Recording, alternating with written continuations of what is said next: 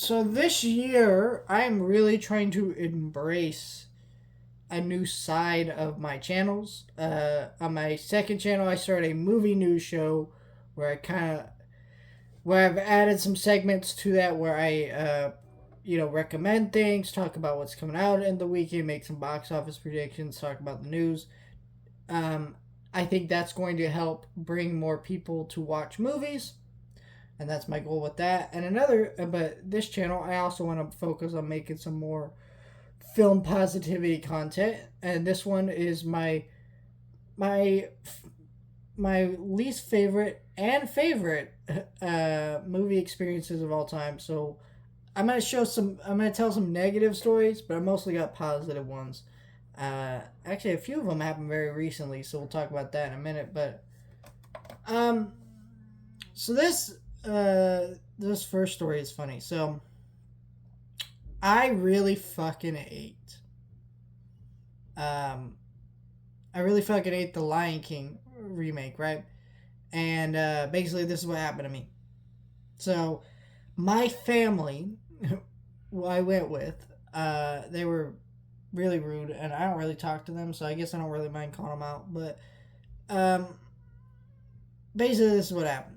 So my family bought tickets last minute. Of course, I sit in the handicap row. Now, usually there's no one in the handicap row, but this was a very popular big movie, so there was tons of families in the handicap row. And I'm sitting next to this family, and she goes, the parents go to talk to the kid, and they go, all right, it's time to be quiet now. Movie's gonna start. And these parents talked the whole movie, and they were like, "Well, after this, we're gonna go visit grandma," and blah blah blah blah. And you're like, "Shut the fuck up!" Like, I don't get why you told your kid to shut up, but then you're like, "Oh, let me talk the whole time," and I'm just like, "You're an asshole. You just are." Um, it was just really irritating. Anyways, I'm sitting there and I'm waiting for them to shut up, and they never do. And then you now I can understand if a situation like this happens because kids be like that. Kids will go, "Mommy, what's that?" during a movie, and then you shush them a little bit. But you go, "Oh, that's this." Kid never once asked anything, but yet they were kept explaining the whole fucking movie to their kids, and you're just sitting there like, why? Why do you do that shit? Don't explain the whole movie to your kid like they're dumb. And I always say, if your kid is so dumb that they can't understand the movie, they're just not old enough to be there. Like, they're just really not. But this kid was smarter than that. And so, yeah, and then over on this other side, I have this other family who got their kid a Blinky ball and is blinking in my face while this other family's talking. And then I got another mom over here talking to her child. She wasn't as annoying. She was being a little bit more respectful, but still. So thinking about it like this, if I can hate this movie and I have to deal with all this shit, that's one of my least favorite ones. My other least favorite one, I actually don't hate this theater experience. I kind of do, but I thought it was kind of funny. Um, so I went to go see Killers of the Flower Moon, and when it came out, didn't realize it was 3.5 hours. So I set up my bus ride and had to go out and my bus in the middle of the movie just to make sure that I could actually finish the movie because it was a 3.5 hour movie, and I only thought it was gonna be like 2 hours or something like that. Didn't realize it was gonna be that fucking long. Cause Jesus, Scorsese, like, trim your shit down. I joke, but like, I've I feel like that kind of length is okay for a director's cut, but 3 hour movie in the theater, fine. But 3.5 hours, holy hell no. But I don't know. I didn't like that shit, so that was irritating. But I actually enjoyed most of the movie. But then I was just so tired. I didn't sleep the night before, so I fell asleep. And it was only for like 5 minutes. And then this fucking gunshot went off in the movie. And I jumped up out of my seat. I was like, ugh! And it kept me awake the whole movie, but it was like, shit. And then after I woke up, there's these people next to me. And the whole movie, they were just like, oh, someone's killing them. Like, yeah, lady, that's like the plot of the movie. Like, she just point out things that are so obvious or being stated on screen or whatever. Just shut up. But it's also worse because you gotta remember this is a 3.5 hour movie. So she's doing this the whole damn movie. Going, oh, someone's killing him. This is happening. You're just like,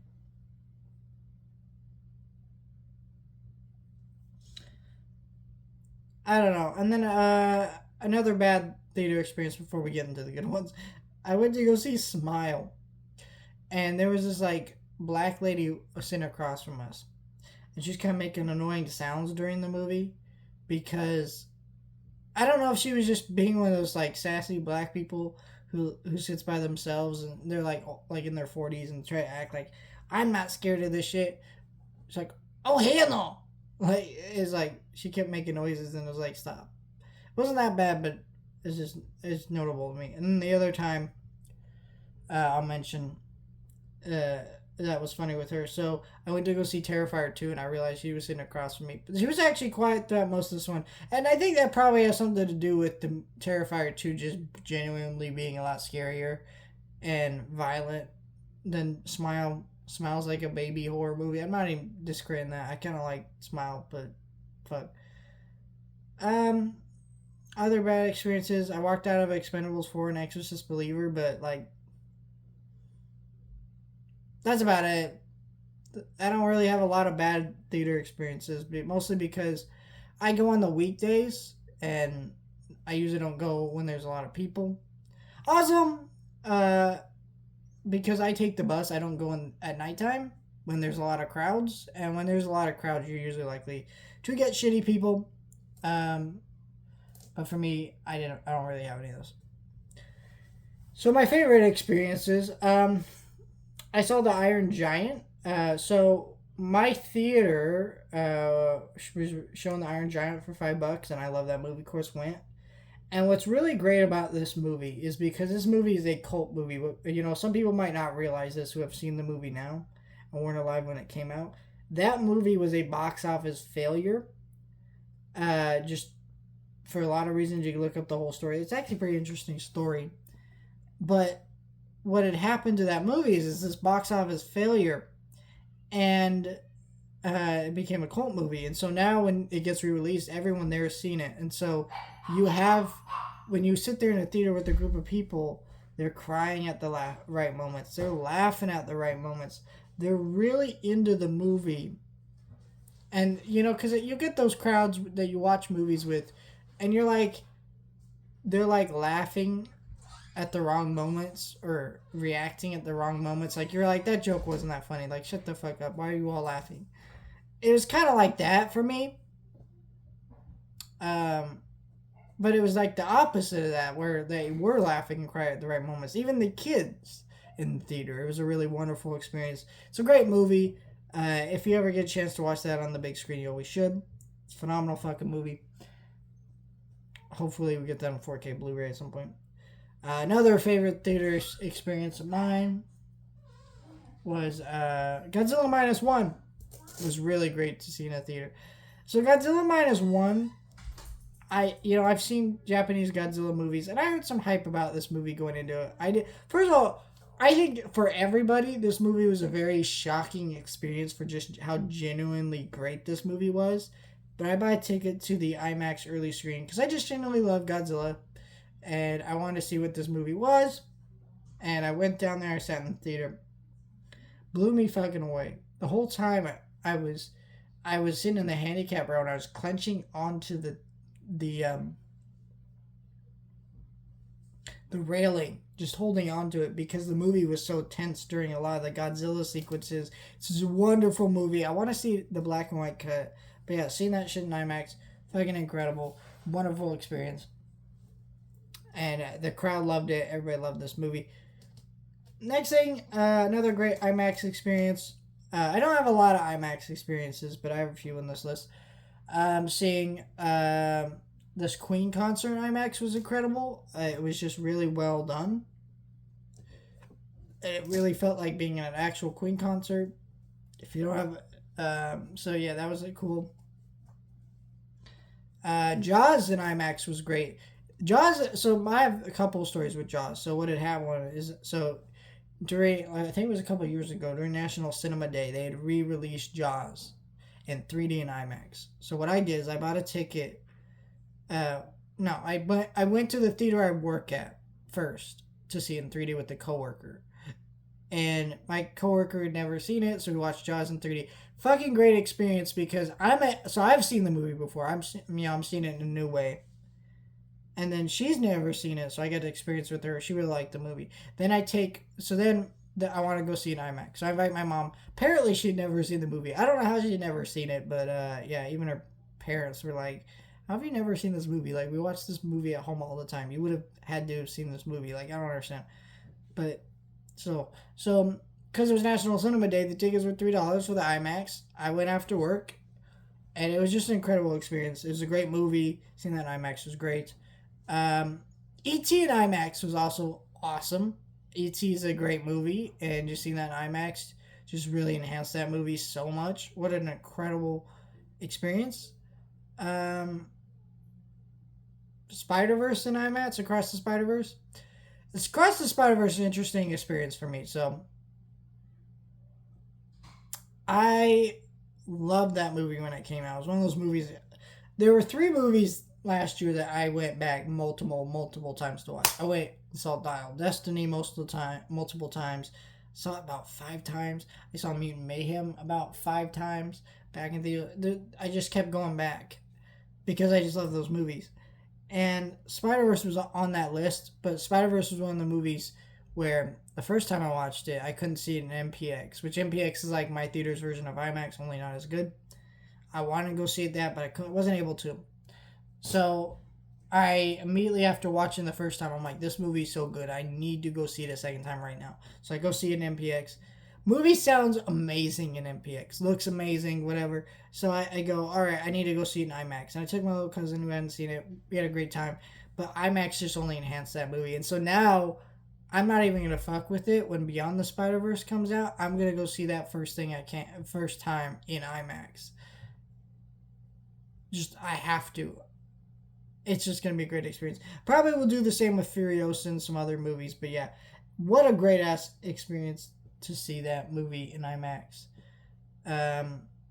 Yeah, I'm going to try and see more movies in IMAX this year, honestly. I'm not big into IMAX. Yeah, and then Avatar The Way of Water was great. Theater experience is because I watched it in multiple different formats, I watched it normal 3D, high frame rate 3D, standard, whatever. It's one of those movies and there's another one I just kept going back and back to see. I think I saw 8 times in the fucking theater. Don't ask me how I did that. So, if I didn't work at the theater, guys, I probably would not see these movies as many times, to be fair. But because I do, it allows me to see movies. Like, there have been times like, oh, I'm early for work. Oh, you know what? That movie, Showtime doesn't match up that well. Let me go see this movie again so I can see that other movie I want to see. Whatever. I do things like that because I work there and I can afford to do that. That was a great experience. I also watched Soul in theaters, which was a great experience. It really reminded me why I love seeing Pixar movies in the theater, and I was crying throughout it. I think that's it. Is there another story? Oh, you know what? Wrath of Khan is the last one. I love Wrath of Khan, so when I saw it was playing at a theater near me in theaters, I went. I just had to go. It's my favorite Star Trek movie. I think it's everybody's favorite Star Trek movie. Like, I haven't really met anyone that has told me otherwise. Unless they tell you which one is the one where they go to modern day Earth. I forget. But, yeah, that one's really good. I don't blame you if you say that one's your favorite. That's my second favorite. But, so that one I sat in the theater, and I didn't even realize it was Star Trek Day when I went to go see it, and so I was surrounded by all these nerds crying and just having a great time. Because it's a really sad movie. It's a really great movie. It's my favorite Star Trek movie of all time. So yeah. Another one I want to add to the worst real quick before I sign off. Seeing Phantom Menace in 3D was horrible. I just have vague memories of watching it in 3D. I don't even remember what it looked like, but I just remember it being horrible. And also, it was really stupid of Lucasfilm and like Disney to re-release The Phantom Menace in 3D and not the original trilogy first. Like, what the fuck were they thinking? Because at least when this had happened, there was the Phantom Menace and like all those movies weren't even fucking 20 years old yet. Like the prequels weren't even 20 years old. Now if they did, it might have been a bigger deal. But back then, I was like, yeah, but like, who the fuck's gonna watch this in fucking 3D? It's Phantom Menace too. It's like the worst Star Wars movie. It's my favorite one, by the way. But yeah, those are my favorite theater experiences. Let me know your thoughts. Like, share, and subscribe.